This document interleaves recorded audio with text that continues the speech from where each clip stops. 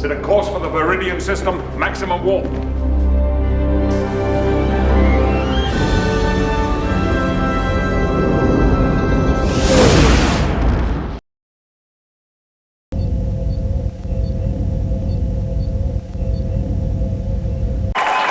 Ciao a tutti amici e bentornati sul canale. Come possiamo vedere, anche quest'oggi abbiamo a che fare con Star Trek.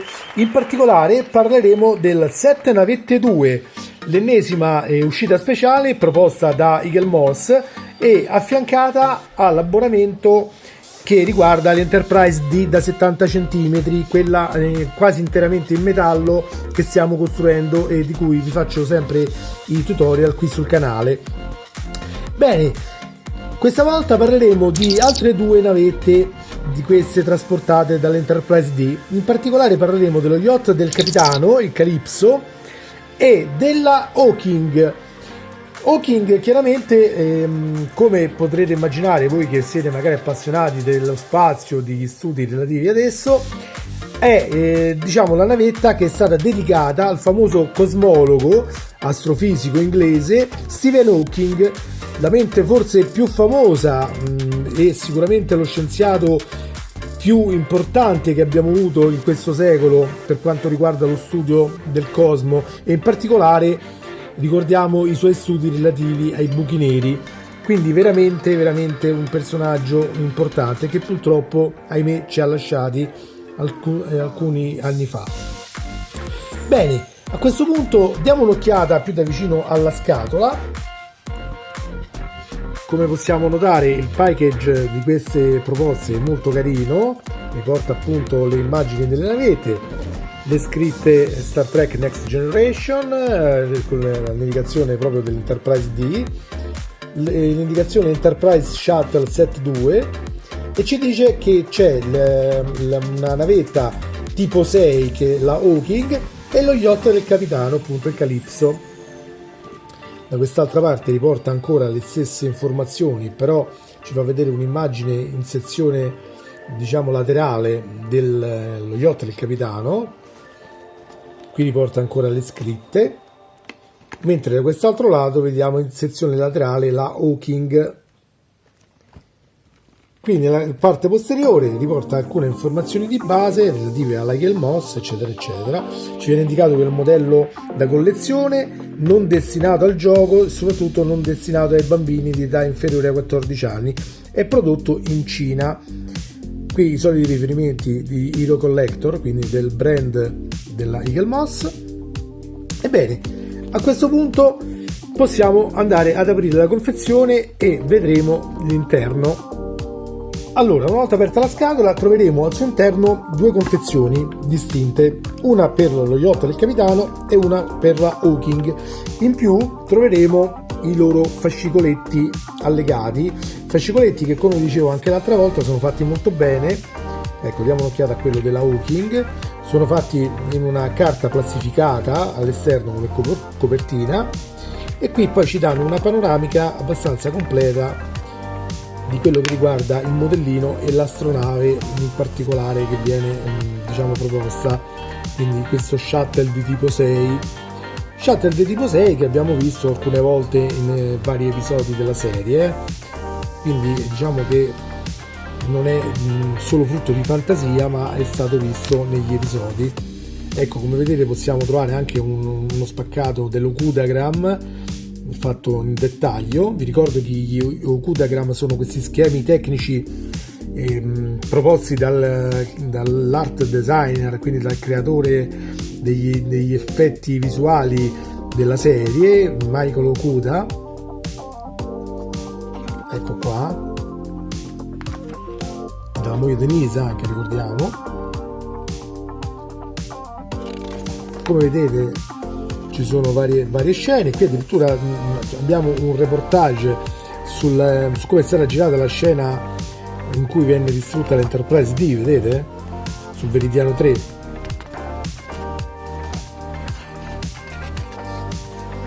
Diciamo sono tutte cosettine molto interessanti da leggere, ok?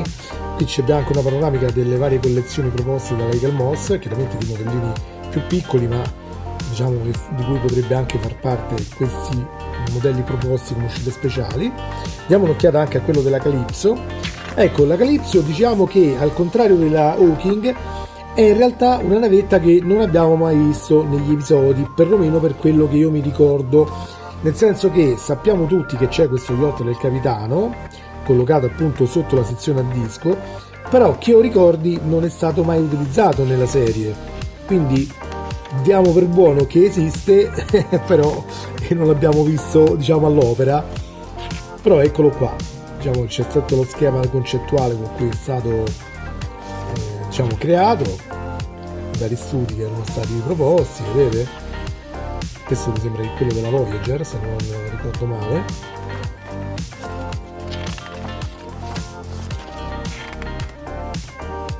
Ecco qua. Bene, adesso andiamo ad aprire la scatola e procederemo prima con la Calypso e diamo un'occhiata più da vicino al modellino. Eccoci qui. Allora, tiriamo fuori il modellino dal suo blister trasparente. Ecco qua. Al suo interno troviamo appunto la Calypso, che adesso vedremo meglio in dettaglio. Appoggiamo momentaneamente qui.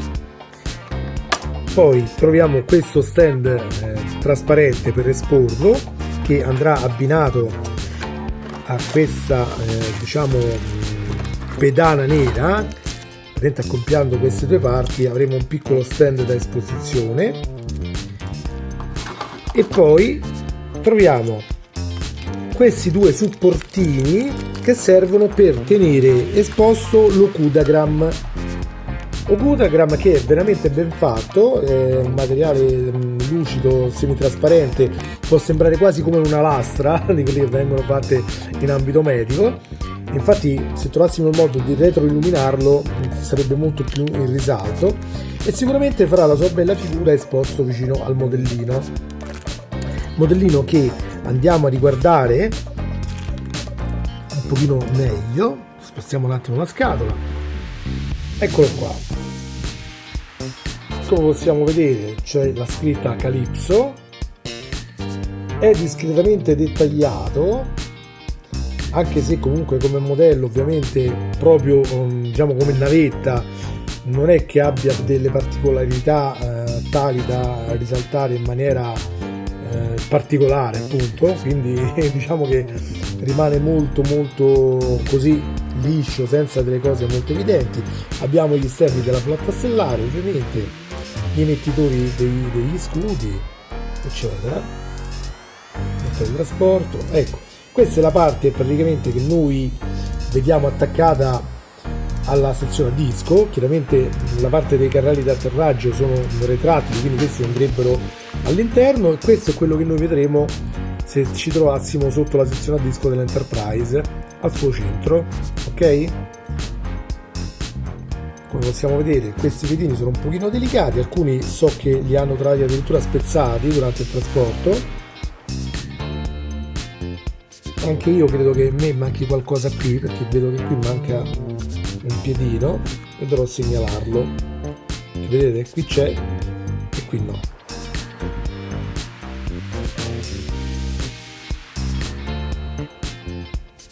Ok, bene, direi che per questo non c'è altro da dire. Abbiamo già detto che comunque è una navetta che non abbiamo mai ammirato nella serie, quindi altre cose degne di nota non ce ne sono.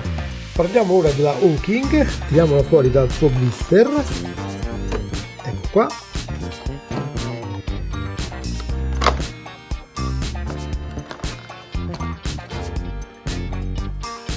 Bene, allora, come possiamo cominciare? Allora, innanzitutto noterei il fatto che non è presente un effetto weathering di invecchiamento, quindi lo scafo risulta molto liscio, molto, diciamo, sciavo, se vogliamo dire, no?